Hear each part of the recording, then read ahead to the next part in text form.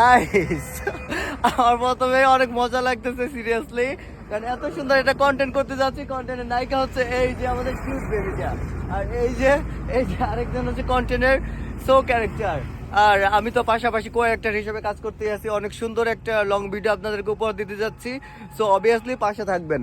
কেমন লাগতেছে? ভিডিওটা করতে ভালো লাগছে।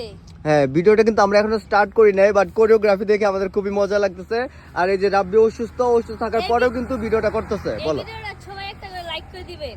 হ্যাঁ অবভিয়াসলি ভিডিওটা দেখতে কেউ বলবেন না প্লিজ।